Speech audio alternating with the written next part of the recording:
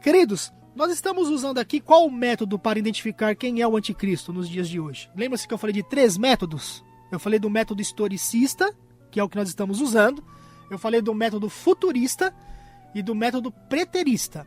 O método historicista é aquele que você vai na história e, analisando aquilo que ocorreu na história, você aplica na interpretação do livro do Apocalipse e do livro de Daniel, porque o livro de Daniel e o livro do Apocalipse são 2 livros gêmeos, tá bom?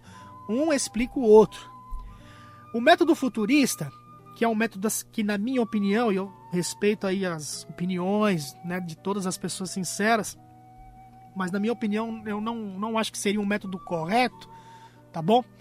E vai ter um dia que eu vou até explicar o porquê, que eu acredito que não é o método correto, tá bom? Isso mais à frente.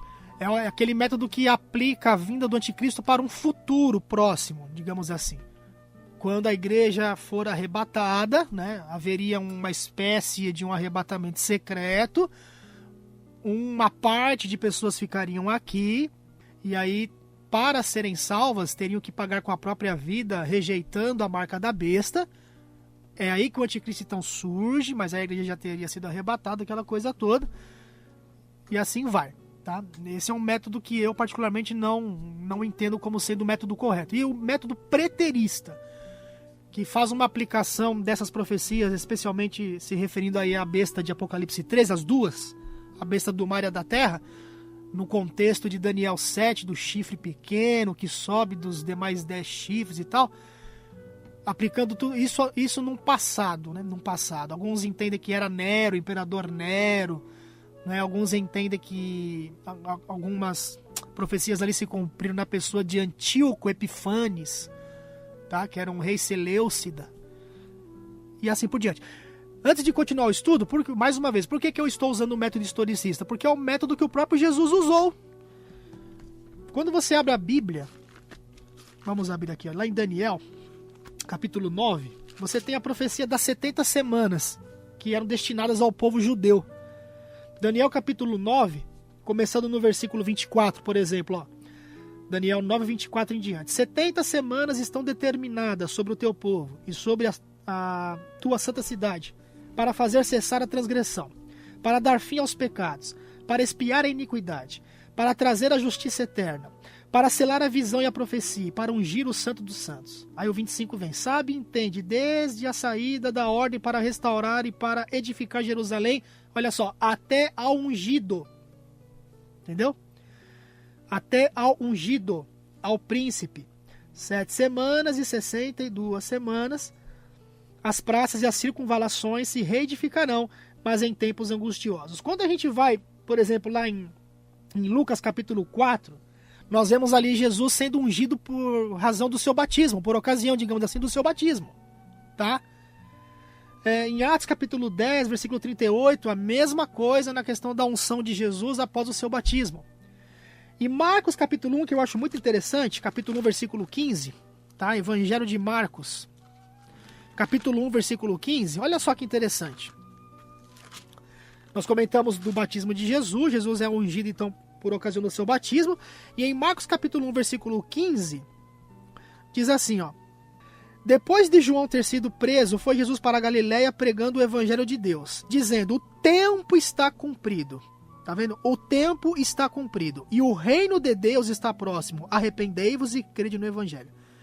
É interessante que isso aqui foi por ocasião, foi numa ocasião assim, após o batismo de Jesus. E quando, como nós já falamos aqui, o contexto bíblico apresenta que Jesus ele foi ungido quando ele foi batizado, tá? E quando Jesus ele diz aqui o tempo está cumprido, ele está se referindo a que profecia? Aquela que a gente acabou de ler agora em Daniel 9. 70 semanas estão determinadas sobre o teu povo. Aí depois ela fala, até o ungido, uma profecia de tempo. Interessante que a profecia de Daniel meio que marcou até a data de quando Jesus ia ser batizado. Amém? Interessante, não é? Então veja que Jesus ele usou esse método, ele usou o método historicista.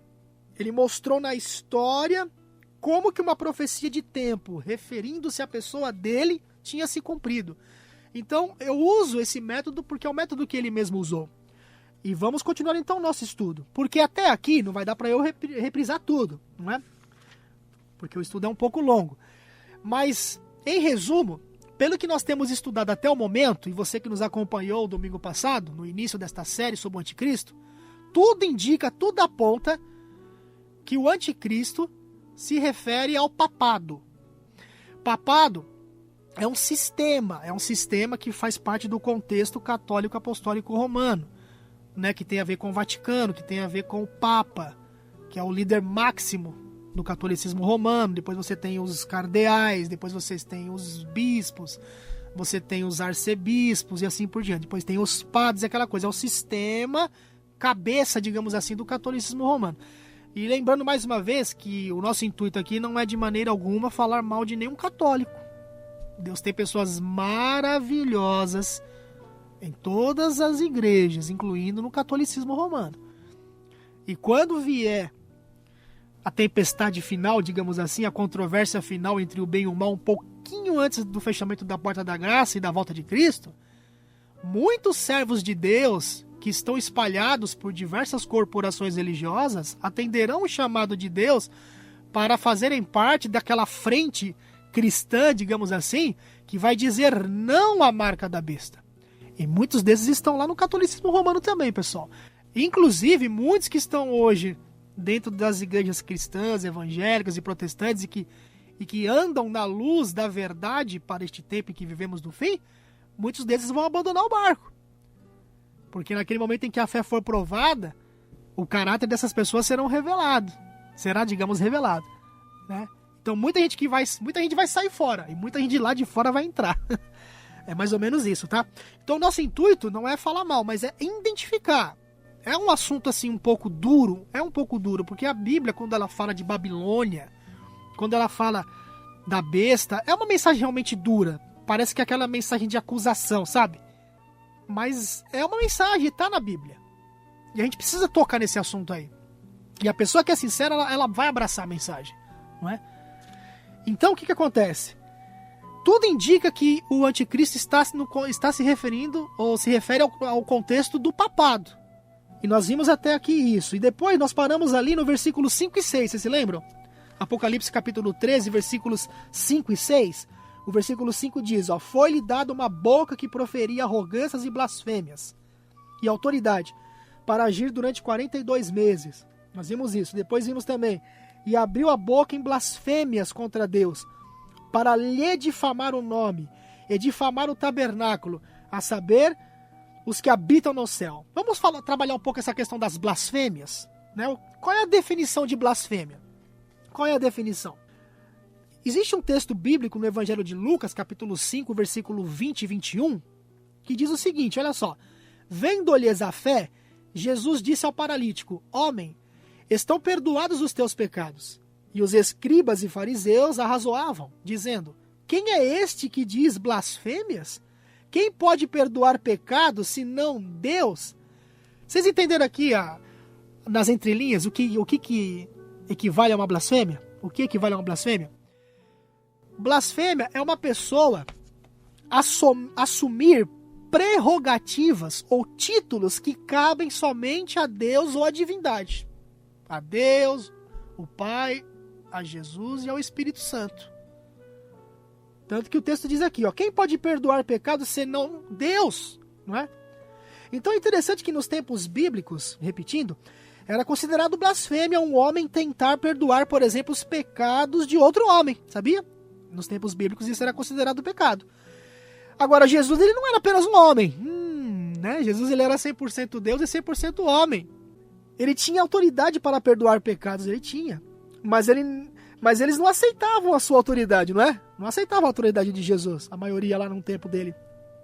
Se ele fosse meramente um homem, isso seria blasfêmia. Mas além de ele ser homem, ele era também o quê? Deus. 100% Deus e 100% homem. Como que a gente pode então entender essa questão? É interessante o seguinte, ó. Eu e o Pai somos um, Jesus diz. Novamente, pegavam os judeus em pedras para lhe atirar. Disse-lhes Jesus, tenho-vos mostrado muitas obras boas da parte do Pai. Por qual delas me apedrejais? Responderam-lhe os judeus, não é por obra boa que te apedrejamos, e sim por causa da blasfêmia, pois sendo tu homem, te fazes Deus a ti mesmo. Perceberam? Evangelho de João, capítulo 10, versículos 30 a 33. Então, é interessante que era tido, repetindo, como blasfêmia, um homem considerar-se Deus e também um homem, meramente homem, humano, perdoar pecados. Qualquer ser humano que confere a si mesmo atributos, como já dissemos, que pertence somente a Deus, ele é culpado de blasfêmia. Correto? Ah, isso aí, Alexandre, é verdade. Pois é. E Jesus, ele disse, ó, a ninguém sobre a terra chameis vosso Pai. Não é? É um texto clássico esse aqui. Porque só um é vosso Pai, aquele que está nos céus. Isso está no Evangelho de Mateus, capítulo 23, versículo 9.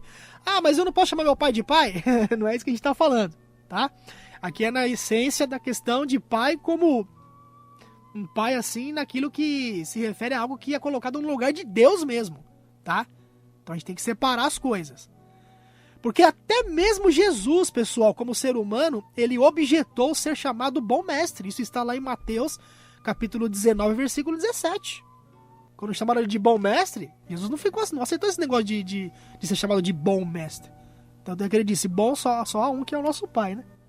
Agora, olha que interessante agora, vamos para a história. Lembra que eu falei daquela questão de a gente usar o contexto histórico, historicista? Olha só, no 5º Concílio de Latrão, que aconteceu em 1512, faz tempo, foi dito a respeito do Papa. Quem era o Papa dessa época? Era o Papa Júlio II, tá? Sabe o que foi dito? Isso é documento histórico, tá? Tudo isso aqui que nós estamos apresentando está nos anais da história. Não é um embuste para te enganar, tá? Isso aqui é fato. E o ditado diz o quê? Contra fatos não existem argumentos, tá certo? Era dito o seguinte deste Papa aí, ó. Tu és o pastor, tu és o médico, tu és o governador, tu és o esposo e finalmente tu és outro Deus na terra. Olha só, hein? Isso é uma declaração histórica acerca do Papa Júlio II em 1512, no 5º Concílio de Latrão. Então aqui estão palavras que eu vou mencionar agora de um escritor católico. Olha que interessante. Um escritor católico chamado Afonso de Liguori.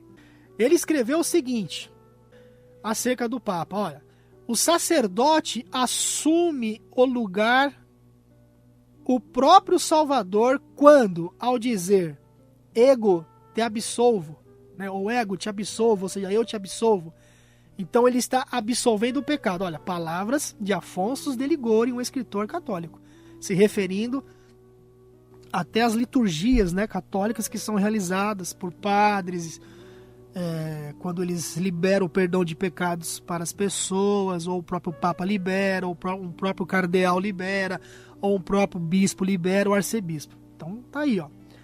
Então, perdoar, ele continua dizendo, ó, perdoar um simples pecado requer toda a onipotência de Deus. Por isso o sacerdote pode, de uma certa maneira, ser chamado o Criador do Criador. Que coisa, hein? Quem escreveu isso daí foi Afonso de Liguori, tá? Como eu sou péssimo em inglês, você é bom em inglês, ou? Não muito, pronúncia. Então, vamos ver se você consegue ser meio mais sucedido aqui, ó. Tenta dar uma arranhada nesse livro aqui, ó. Dá a página também, a referência. Tenta, mas fala perto do microfone pro pessoal ver. A Fabiana vai tentar arranhar. Nossa, eu acho que eu não vou arriscar, Alexandre. Não queria arriscar? Não vou arriscar, senão eu vou passar vergonha. Se eu arriscar, eu vou passar vergonha também aqui. Vamos ver se eu consigo, vai.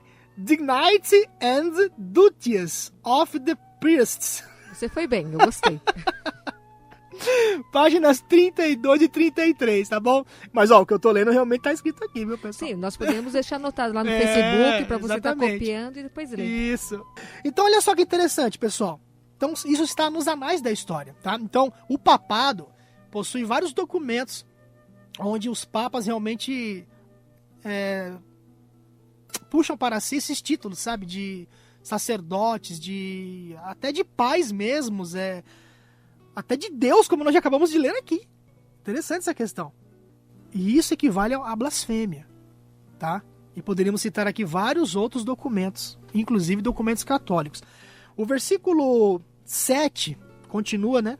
Apocalipse 13, versículo 7 agora, que diz assim, ó. Vamos ver. Foi-lhe dado também que pelejasse contra os santos e os vencesse. Deu-se-lhe ainda autoridade sobre cada tribo, povo, língua e nação. Né? Vamos ver o que a nova enciclopédia católica diz sobre alguns pontos relacionados à perseguição. Vamos ver algumas coisas, porque olha só. Vista pelos padrões contemporâneos, a Inquisição, isso foi na Idade Média, tá? A Inquisição, que era chamada de Santa Inquisição, isso foi liderado pelo Papado Romano através do catolicismo romano nas épocas mais nas épocas antigas, digamos assim, não é? Então, vista pelos padrões contemporâneos, a Inquisição, especialmente da maneira como ela ocorreu na Espanha, já no final da Idade Média, pode ser classificada somente como um dos mais negros capítulos da história da Igreja. Sabia? Muita gente morreu. Muita gente morreu porque não aceitavam os dogmas que eram impostos pela igreja dominante, que era a igreja romana, não é? No contexto aí do papado romano e do catolicismo apostólico romano na época. Então, isso está na história, quem já estudou história aí nos colégios, pelo menos uma pinceladinha já ouviu falar um pouco disso. Por exemplo, no ano 2000, né, o Papa João Paulo II, quando ainda era vivo, ele pediu perdão por muitas dessas coisas que a igreja fez no passado. O Papa Francisco também já pediu perdão. Mas isso é um assunto que eu vou falar também lá na frente, tá? Porque há todo um processo em curso no mundo religioso, dentro de um contexto de uma nova ordem mundial de coisas que vai envolver política, economia, tá? E também religião. E há toda uma cortina de fumaça colocada nos bastidores que dá a entender que tudo está convergido para uma coisa só, sabe? Questão de paz entre as religiões e tudo mais, a questão do respeito entre as religiões. E isso está sendo liderado principalmente pelo papado romano. Especialmente agora, nos dias de hoje, na pessoa do Papa Francisco, de uma forma bem agressiva. Agressiva no sentido não de ele ser ignorante, né, em defender isso que eu estou dizendo, né? É uma figura de linguagem aqui. Agressiva no sentido de fazer um trabalho bem forte em cima disso daí, tá? Por exemplo, o Papa Francisco visitou recentemente um templo valdense. E lá no templo valdense, os valdenses pediram perdão ao Papa. Sendo que quando você vai na história lá atrás, o papado romano matou muitos valdenses. Eles exterminaram esse povo, né, Sim, Alexandre? Exatamente. Então, mas tudo isso é uma cortina de fumaça pro ecumenismo. A gente tem que tomar muito cuidado com isso daí. Mas a gente vai falar sobre isso mais à frente, tá bom? Então, olha só, sobre a influência dos costumes e conceitos germânicos, por exemplo, a tortura foi pouco usada, não é? A tortura foi pouco usada do século IX até o século XII, mas com o ressurgimento da lei romana, a prática foi restabelecida no século XII. Então, em 1252, tá? 1252, por exemplo, o Papa Inocêncio IV, ele sancionou a aplicação de tortura por autoridades civis a hereges. E a tortura veio a ter um lugar reconhecido nos procedimentos das cortes inquisidoras da época. Procura na internet lá no... Eu gosto mais do antigo, né? Mas agora tá difícil ter em português, tem em espanhol, castelhano. Quem consegue entender em castelhano consegue entender. Mas tem o novo também, que é o filme Martinho Lutero, tá? Martinho Lutero. Eu gosto do antigo, como eu falei. É até em preto e branco. E tem o colorido, que é o mais novo. Então assiste esse filme para você ter uma ideia, tá, do que eu tô dizendo aqui. Então é isso daí. Então é interessante que a Igreja Romana, ela reconhece que a Inquisição matou 2.000 protestantes em 50 anos na Holanda, tá? E admite a morte de 3 a 4 mil huguenotes franceses no massacre de São Bartolomeu, que começou na noite de 23 de agosto de 1572, tá? Então tudo isso, por trás de tudo isso estava quem? O papado romano. Então, repetindo, nós estamos tentando identificar quem é o anticristo. O anticristo, pelo que nós estamos então analisando até o momento, o anticristo não é uma pessoa em si. Também é, mas não é em si uma pessoa. É todo um processo de como que eu posso dizer assim, de um sistema, sabe? De um sistema. Obviamente que o papado romano é um sistema. O papado romano, lembra que a gente falou semana passada? O papado romano recebeu uma chaga de morte, que está lá em Apocalipse 13, verso 3, e via uma de suas cabeças como ferida de morte, mas a sua ferida seria curada. Entendeu? Aí lembra-se que eu li que em 1700 e... Em 1929, Mussolini com o cardeal Gaspani se reuniram e assinaram uma concordata. Sabe qual que era o nome da concordata? Agora que eu lembrei, ó. Espírito Santo, né? Sabe qual era? Era tipo um documento. Sabe, um documento. Você pode ver na história, você vai ver que é verdade. Tem até foto, hein? Tem até foto. Eu já consegui na internet as fotos. Se você pesquisar. O nome da concordata ou do documento era Cura-se a ferida de muitos anos. Porque em 1929, Mussolini, ele entregou ao Vaticano, que hoje você tem ali, né, a gente conhece o Vaticano como contendo ali 44 hectares de terra ali, que é que constitui o Estado do Vaticano, porque o Vaticano é um Estado, sabia? Sim. Ó, eles guardam um dia na semana que é o domingo, ninguém trabalha no domingo lá, sabia? Eles têm uma moeda própria deles, eles têm um banco deles, eles têm um posto de gasolina, tá certo? E foi isso que aconteceu em 1929. E como nós vemos ali em Apocalipse capítulo 13, verso 3, repetindo, uma de suas cabeças seria ferida de morte, mas a ferida seria curada. E a história mostra que o documento assinado tinha como título Cura-se a ferida de muitos anos. Olha que coisa, não é interessante? Profecia tremenda. Então, realmente, pelo que nós estamos vendo, tudo converge para o papado, a questão do anticristo. É um personagem, mas também está dentro do contexto de um sistema, tá? E esse sistema, o papado romano, vai haver um momento na história do mundo religioso que ele vai retomar o seu prestígio, pessoal. Vai retomar o seu prestígio. E isso já está acontecendo nos dias de hoje. E se prepare porque o ano que vem, 2017, já está programado e marcado várias reuniões ecumênicas entre muitas denominações protestantes com o Papa Francisco e já há muitos líderes protestantes soltando documentos por aí e tudo mais, pedindo para que os cristãos comecem a reconhecer o Papa como um líder mundial das religiões, tá? Então, cada vez que passa, o protestantismo está desaparecendo e o ecumenismo está tomando lugar, porque o protestantismo surgiu, o nome fala, né? Protestante, né? Por exemplo, eu sou um protestante. Eu não fico aqui pregando placa de igreja, tá certo? Não fico pregando placa de igreja. Eu tenho visitado muito uma igreja nesses dias, um pessoal que tem me ajudado muito, me acolhido muito, né, num momento interessante da minha vida, e eu amo eles de paixão mesmo assim, sabe? São protestantes também. Creem na Bíblia como regra de fé, tá certo? Seguem toda aquela linha de a Bíblia somente. Então, nós somos protestantes. A rádio musical, por exemplo, a maioria do conteúdo aqui, digamos assim, do conteúdo que é trazido aqui ao vivo, a cada programa, a cada horário, é protestante. Tá certo?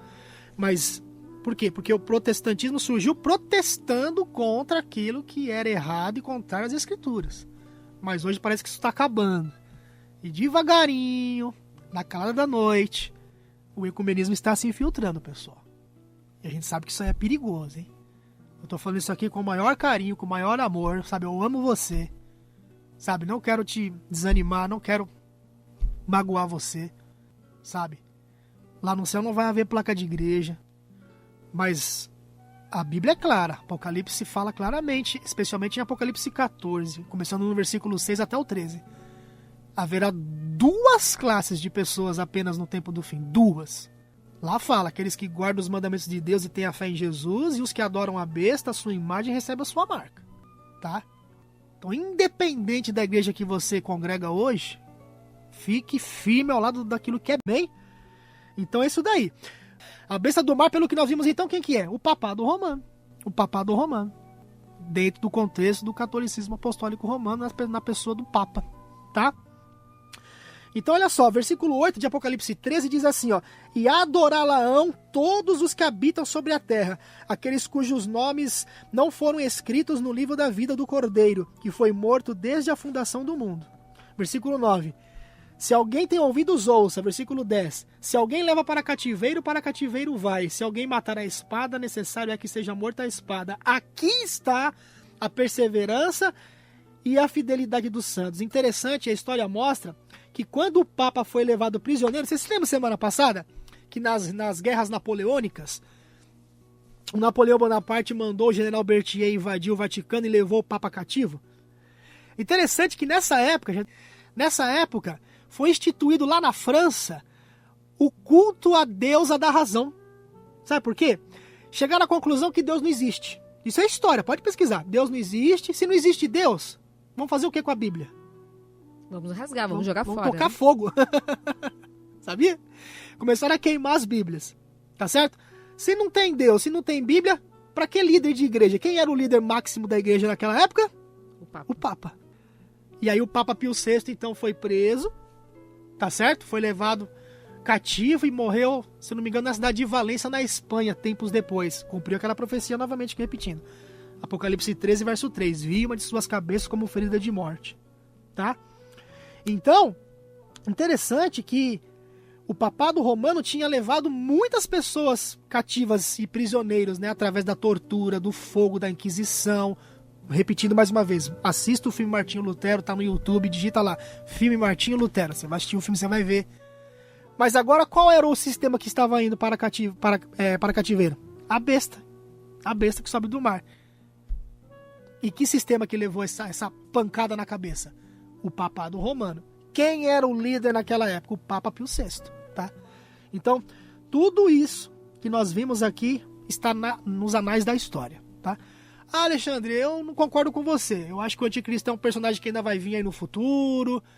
Ou eu acredito que foi Nero. Bom, cada um é livre para poder, né, pesquisar por si.